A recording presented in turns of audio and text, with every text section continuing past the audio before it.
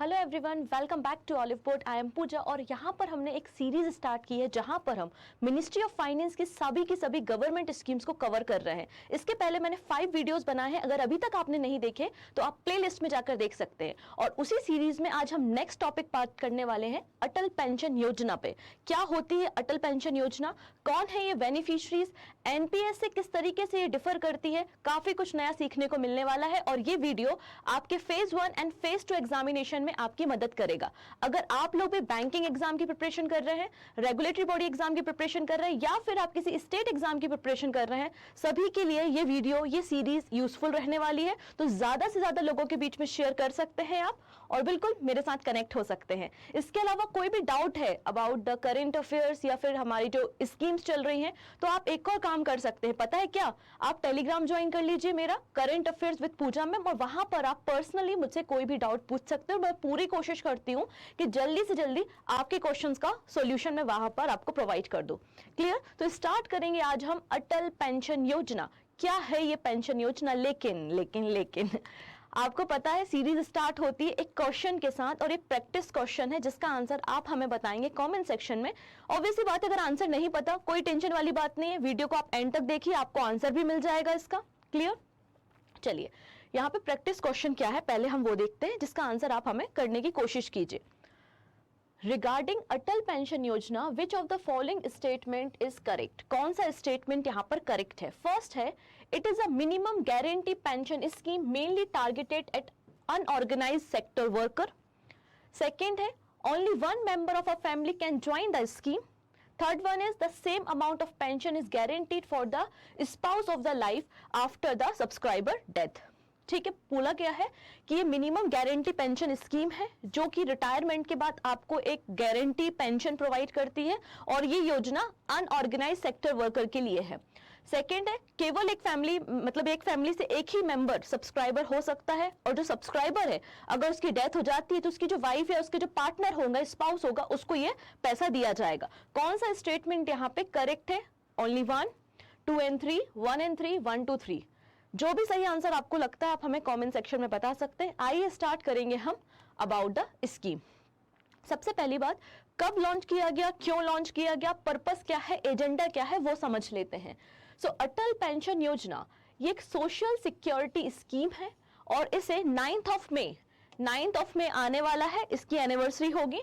9th of May 2015 में इसे launch किया गया था to provide defined pension between 1000 rupees to 5000 rupees. तो कोई भी पर्सन जो कि अनऑर्गेनाइज सेक्टर में काम करता है, क्योंकि अगर आप ऑर्गेनाइज सेक्टर में काम करते हो तो आपको पेंशन या आपके फंड्स होते हैं जहां पे आपकी मनी सिक्योर होती है, जो रिटायरमेंट के बाद आपकी मदद करेगी। लेकिन बहुत सारा अनऑर्गेनाइज सेक्टर भी हमारे देश में, मान लेते हैं एक पानीपुरी की दुकान वाला है, वो भी तो एक अनऑर्गेनाइज सेक्टर है। या हम बात करते हैं जो लेबरर्स होते हैं, वो भी एक अनऑर्गेनाइज सेक्टर के अंदर आते हैं।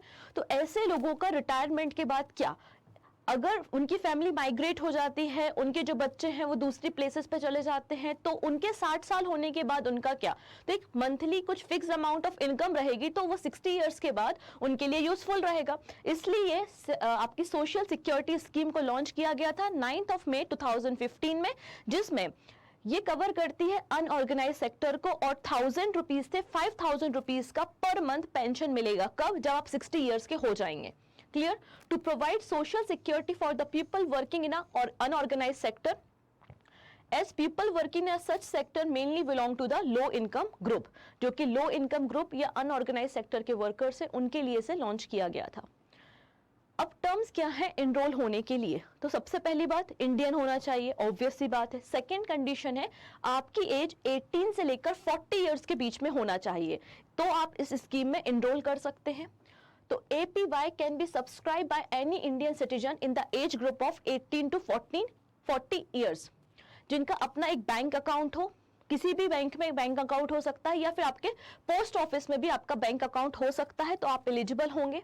ठीक है, अब यहां पे बात करते हैं बेनिफिट्स के बारे में। तो 3 इंपॉर्टेंट बेनिफिट्स के बारे में बात की गई है। पहला, It provide a minimum guarantee pension ranging from 1000 rupees to 5000 rupees on attending 60 year of age. अगर 60 साल का व्यक्ति हो जाता है और वो सब्सक्राइबर है तो उसको 1000 से 5000 रुपीस के बीच में एवरी मंथ पेंशन दी जाएगी. डिपेंड करता है कि आपने कौन सा प्लान, कौन सी स्कीम ली है और आप मंथली कितना रुपए पे कर रहे हो. उसके अकॉर्डिंगली डिसाइड होगा कि 1000 रुपीस मिलेगा या 5000 रुपीस मिलेगा. क्लियर. नेक्स्ट है सेकेंड बेनिफिट क्या है. The amount of pension is guaranteed for the lifetime to spouse on the death of the subscriber. मान लेते एक हस्बैंड है जिसने अटल पेंशन योजना ली हुई है और उसकी डेथ हो जाती है तो उनकी जो वाइफ होगी उनको पेंशन दी जाएगी. अब हस्बैंड वाइफ दोनों की डेथ हो गई है, मतलब सब्सक्राइबर की भी डेथ हो गई और सब्सक्राइबर का जो स्पाउस था उसकी भी डेथ हो गई है, तो कोई ना कोई एक व्यक्ति नॉमिनी रहेगा. तो ये पैसा फिर किसको दिया जाएगा? नॉमिनी को. And lastly in the event of the death of both the subscribers and the spouse entire pension corpus is paid to the nominee. तो नॉमिनी को दिया जाएगा. तो ये 3 इसके फायदे आपको देखने को मिलेंगे. ठीक है. लेकिन लेकिन लेकिन ये एज ग्रुप कितनी है? 18 से लेकर 40 इयर्स है, क्योंकि गवर्नमेंट चाहती है कि मिनिमम आप 20 इयर्स तो स्पेंड करो. मिनिमम आप 20 इयर्स तो स्पेंड करो अटल पेंशन योजना में. ठीक है. अब contribute to the Atal pension Yojana is eligible for tax benefit similar to the NPS. जो आपका नेशनल पेंशन सिस्टम है सिमिलर उसी की तरह है. जो भी आप कंट्रीब्यूट करते हो उसमें आपको टैक्स बेनिफिट देखने को मिलेगा under the section 80 CCD of the sub clause 1. But यहां पर एक अमेंडमेंट हुआ, एक चेंज हुआ. कब? आप देखेंगे, मैंने नोट डाल के रखा है कि मिनिस्ट्री ऑफ फाइनेंस ने डिसाइड किया है कि ऐसे कोई भी पर्सन जो कि इनकम टैक्स पे करते हैं वो अब एलिजिबल नहीं होंगे अंडर दिस स्कीम. ये बात कब डिसाइड की गई? तो आप देखेंगे 1 अक्टूबर 2022. तो ministry of finance has now decided not to allow income tax payer to the apply for the APY scheme. और ये जो नया ऑर्डर है ये 1 अक्टूबर 2022 से एप्लीकेबल है. अब इस पर्टिकुलर स्कीम को एडमिनिस्ट्रेट कौन करता है? नोडल मिनिस्ट्री तो हमें क्लियर है कि मिनिस्ट्री ऑफ फाइनेंस है, बट यहाँ पर ये पूरा जो फ्रेमवर्क रन हो रहा है एपीवाई का, इसे देखता है PFRDA, मतलब pension fund regulatory and development authority. और ये सिमिलर जो एनपीएस का फ्रेमवर्क है उसी के अंदर आपकी एपीवाई स्कीम भी काम करती है. हम 2 मिनट लेंगे इस पर्टिकुलर ऑर्गेनाइजेशन को समझने के लिए. Pension fund regulatory and development authority ये आपका एक स्टैच्यूटरी रेगुलेटरी बॉडी है. स्टैच्यूटरी क्यों? क्योंकि पार्लियामेंट ने इसे एक एक्ट पास करके बनाया है, PFRDA एक्ट 2013. ठीक है. इसका ऑब्जेक्टिव क्या है? To promote old age income security. जितने भी पेंशनर्स होते हैं उनका बेनिफिट इंश्योर करने की रिस्पॉन्सिबिलिटी किसकी होती है? Pension fund regulatory and development authority की आपको देखने को मिलेगी. इसका हेडक्वार्टर न्यू दिल्ली में है और ये काम करती है under the ministry of finance. Clear. अब बात कर लेते हैं कवरेज के बारे में. कवरेज कैसा? जैसा कि मैंने कहा कि मिनिमम एज 18 से लेकर मैक्सिमम एज 40 इयर्स होनी चाहिए तो आप एलिजिबल होंगे अंडर दिस स्कीम. और आपको जो बेनिफिट मिलेंगे 60 ईयर के बाद कि आपको मंथली 1000 रुपीज देना है या मंथली 5000 रुपीज देना है, ये डिपेंड करता है कि आपने कौन सा पेंशन प्लान लेकर रखा है. मान लेते हैं कि कोई एक पर्सन है, रैंडमली हम पिक करते हैं, 18 ईयर्स का है. ठीक है. और उन्होंने इस स्कीम को ज्वाइन कर लिया और वो per month every month 42 rupees यहाँ पर पे करते हैं. तो जब 60 इयर्स के हो जाएंगे तो उनको every month 1000 rupees monthly income दी जाएगी या पेंशन दी जाएगी. अब ये जो 18 ईयर का पर्सन है जिसने इनरोल किया है, अब वो चाहे तो इस अमाउंट को, ये जो प्रीमियम अमाउंट आप मंथली पे कर रहे हैं, आप इसको इंक्रीज कर लीजिए. मान लेते हैं इसको इंक्रीज करके आपने कर लिया 210 रुपीज. ठीक है. 210 रुपए आप मंथली यहाँ पे कर रहे हो. तो आप जब रिटायर होंगे, मतलब 60 ईयर के हो जाएंगे, उसके बाद आपको 5000 रुपीज पर मंथ दिया जाएगा. तो ये आपको क्लियर होगा कि बेनिफिट कैसा मिलेगा. डिपेंड करता है कि आपका प्रीमियम अमाउंट क्या है, मंथली आप क्या पे कर रहे हो. तो यहाँ पर आप देख सकते हैं मिनिमम और मैक्सिमम बेनिफिट यहाँ पर मेंशन है. जितनी जल्दी आप स्कीम को ज्वाइन करेंगे, जितना लेट ज्वाइन करेंगे, इससे कोई फर्क नहीं पड़ता. आपको अमाउंट उतना ही इक्विवेलेंट अमाउंट पे करना पड़ेगा. मान लेते हैं कोई व्यक्ति है जो कि 40 इयर्स का है और अटल पेंशन योजना को ज्वाइन करता है, तो उसको जो मिनिमम पे करना पड़ेगा, आप उसका पेमेंट यहाँ पर ज्यादा हो जाएगा अगर आप उसको 1000 रुपीज भी अवेल करना है. तो यहाँ पर एक लिस्ट है जो आपको याद करने की जरूरत नहीं, केवल एग्जाम्पल के लिए था कि आपका जो बेनिफिट है वो डिपेंड करता है कि आपने किस एज ग्रुप में और कितने मंथली प्रीमियम के साथ इस स्कीम को एडॉप्ट किया है. डन. इसके अलावा क्या बोला गया है? अटल पेंशन योजना के बेनिफिशियरीज वही लोग होंगे जो अदर किसी सिक्योरिटी स्कीम के साथ एसोसिएटेड नहीं है, जैसे कि प्रोविडेंट फंड होता है या अदर जो सिक्योरिटी स्कीम है, अगर आप उसके साथ एसोसिएटेड हो तो आप अटल पेंशन योजना का पार्ट नहीं होगे। क्या हमारे देश में इसके पहले ऐसी कोई स्कीम नहीं थी? आंसर है थी। नाम है स्वावलंबन स्कीम, और उसी को रिप्लेस करके हमने अटल पेंशन योजना को 2015 में लॉन्च किया है। क्लियर?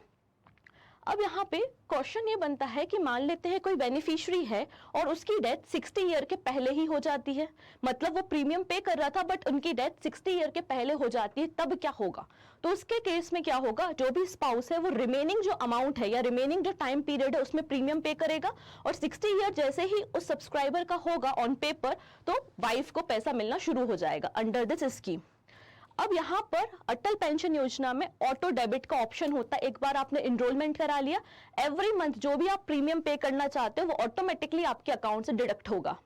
अब मान लेते हैं कोई पर्सन है जिसका अकाउंट डिफॉल्ट हो गया है, मतलब उसके अकाउंट में उतना पैसा नहीं है, आपने सब्सक्रिप्शन लेके रखा है 210 रुपीज आप मंथली पे करोगे, बट आपके अकाउंट में 210 रुपीज नहीं है। उस केस में क्या, तो गवर्नमेंट कहती है कि उस केस में हम आपके ऊपर पेनाल्टी लगाएंगे, 1 रुपीज से लेकर 10 रुपीज पर मंथ की पेनाल्टी होगी। डिपेंड करता है कि आपका सब्सक्रिप्शन क्या है या आप मंथली कितना पे कर रहे हो। और ये कब तक देखा जाएगा? 6 मंथ तक। अगर 6 मंथ तक आपने इस अमाउंट को पे नहीं किया तो आपका अकाउंट फ्रीज कर दिया जाएगा। और अगर 12 मंथ तक ऐसा होता है तो आपकी जो स्कीम चल रही थी उसको डिसकंटिन्यू कर दिया जाएगा, ऐसा इस स्कीम में कहा गया है गवर्नमेंट ऑफ इंडिया के द्वारा। अब गवर्नमेंट का क्या कॉन्ट्रीब्यूशन है, तो आइए गवर्नमेंट के कंट्रीब्यूशन पे देखेंगे। तो अटल पेंशन योजना में जितना आप अमाउंट पे करते हैं उसका 50% सेम अमाउंट गवर्नमेंट भी पे करती है, या up to 1000 rupees, up to 1000 rupees, या फिर आपका जितना अमाउंट है उसका 50%। तो under the Atal pension Yojana scheme the government provides a fixed pension and the central government would co-contribute 50% of the subscriber contribution और up to the 1000 rupees per year. और इन्होंने पहले जो 5 इयर्स है, जिन्होंने स्टार्टिंग 5 ईयर में इनरोल कराया था, अभी तक केवल उनके लिए ही कंट्रीब्यूट किया गया है। क्लियर है इतनी चीजें? बेनिफिट क्या है इस स्कीम के? तो सबसे पहली बात, ओल्ड एज पीपल, तो जो अनऑर्गेनाइज सेक्टर के लोग हैं, अब एक सर्टेन एज के बाद आप काम नहीं कर सकते, तो एक fixed source of income pension के रूप में आपके पास रहेगा। ठीक है, तो ओल्ड एज पीपल की मदद करेगा, फिक्स सोर्स ऑफ इनकम रहेगा और एक फिक्स्ड पेंशन अमाउंट यहाँ पर डिसाइड हो जाएगा। यहाँ पर ये जो पीआईबी का डेटा है, और ये पीआईबी का डेटा मैंने 2023 दिसंबर का डेटा बेसिकली पिक किया है। अकॉर्डिंग टू दिस डेटा अभी तक जो टोटल इनरोलमेंट हुए हैं अंडर द अटल पेंशन योजना वो है 6 करोड़। तो टोटल 6 करोड़ सब्सक्राइबर्स आपको देखने को मिल जाएंगे। अगर हम मेल और वीमेन का रेशियो देखते हैं तो 57 और 43 का रेशियो आपको देखने को मिलेगा, मतलब 57 मेल और 43 फीमेल ने यहाँ पर अभी तक इस रेशियो में कंट्रीब्यूट किया है अटल पेंशन योजना में। ठीक है, जैसा कि मैंने कहा कि ये स्कीम भी नेशनल पेंशन स्कीम के फ्रेमवर्क में ही काम करती है, तो क्वेश्चन आपके दिमाग में आना चाहिए कि नेशनल पेंशन स्कीम को कब लॉन्च किया गया था। तो इस स्कीम को भी गवर्नमेंट ने लॉन्च किया था, मतलब ये गवर्नमेंट स्पॉन्सर स्कीम है। कब लॉन्च हुई? 2004 में, 2004 में। और इसके लिए कोई भी इंडिविजुअल पर्सन जो इंडियन पर्सन है या फिर एनआरआई पर्सन है एलिजिबल होता है इस स्कीम में, और एज ग्रुप है यहाँ पर 18 से लेकर 65। तो अगर आपको डिफरेंस पूछ लिया जाए तो याद रखिएगा 18 से 40 इयर्स और 18 टू 65 इयर्स, ये आपकी एज है अटल पेंशन योजना के लिए, और ये आपकी एज है एनपीएस के लिए, और दोनों ही रेगुलेट होते हैं बाय पीएफआरडीए। ठीक है, तो ये कॉमन बात है जो कि मिनिस्ट्री ऑफ फाइनेंस के अंदर वर्क करता है। डन। तो आइए लास्ट में एक ओवरव्यू देखेंगे और फिर आज जो मैंने आपसे क्वेश्चन पूछा था उसका आंसर भी डिस्कस करेंगे। तो हम बात कर रहे हैं अटल पेंशन योजना, कौन रन कर रहा है? मिनिस्ट्री ऑफ फाइनेंस कर रहा है। ये क्या है? एक ओल्ड एज पेंशन स्कीम है, या इसको हम सोशल सिक्योरिटी स्कीम भी कह सकते हैं। 9 मई 2015 में कोलकाता से इसे लॉन्च किया गया। पर्पस क्या है इसका? पर्पस है जो अनऑर्गेनाइज्ड अंडर प्रिविलेज क्लास है या पुअर क्लास है उनको एक पेंशन बेनिफिट प्रोवाइड करना सर्टेन एज के बाद। इसने किसे रिप्लेस किया है? तो आप देखेंगे स्वावलंबन स्कीम को रिप्लेस किया है, या फिर इसको एक और नाम से जाना जाता है एनपीएस लाइट स्कीम। तो एनपीएस लाइट स्कीम को रिप्लेस किया गया है बाय द एपीवाई। ठीक है, रेगुलेट कौन करेगा? तो pension fund regulatory and development authority से रेगुलेट करेगी। ठीक है, और एज ग्रुप है 18 से 40 इयर्स, पेंशन 1000 to 5000 रुपीज आपको मिलेगी। डन। इसके अलावा एक छोटा सा और इन्फॉर्मेशन है, अभी समर सेल चल रही है। अगर आप ऑलिव वुड के एप्लीकेशन पे जाते हैं और वहां से आप कोई भी प्रोडक्ट लेते हैं आपके रेगुलेटरी बॉडी एग्जाम के लिए, या आप पीडीएफ बंडल कोर्स लेते हैं, सेबी का कोर्स ज्वाइन करते हैं, तो आपको यहाँ पर एक्सक्लूसिव 40% का ऑफ मिलेगा। और ये लिमिटेड पीरियड की सेल है, आप देख सकते हैं 28 अप्रैल तक अवेलेबल है, तो जल्दी से जाइए और आप यहाँ से कोर्सेज को ले सकते हैं। डन। चलिए, ये क्वेश्चन मैंने आपसे पूछा था, आई होप बहुत सारे स्टूडेंट्स को आंसर पता चल चुका होगा और आपने आंसर कमेंट सेक्शन में कर दिया होगा। और यहां पर सही आंसर है ऑप्शन नंबर, आप देखेंगे यहां पे सही आंसर आपको क्या मिल जाएगा। आप यहां पे एक क्वेश्चन कर सकते हैं कि कौन कौन से ऐसे पर्सन हैं जो कि सोशल सिक्योरिटी स्कीम में अगर कवर हैं तो एपीवाई में कवर नहीं होंगे। तो यहां पर आपको कुछ एग्जांपल्स दिए गए हैं, जैसे कि कोई पर्सन है जिसने एम्प्लॉय प्रोविडेंट फंड एक्ट 1952 में रजिस्टर किया है, जिसको आप पीएफ अकाउंट भी बोल सकते हैं।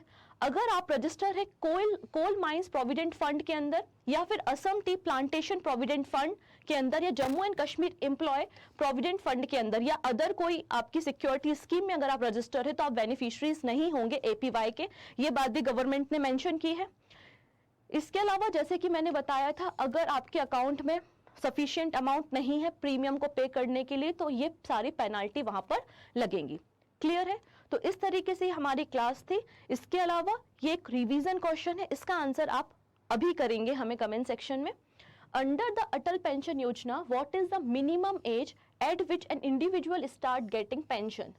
यहाँ पे बोला गया है वो मिनिमम एज क्या है जब किसी व्यक्ति को पेंशन मिलना स्टार्ट होगी। सो आंसर है 60 इयर्स।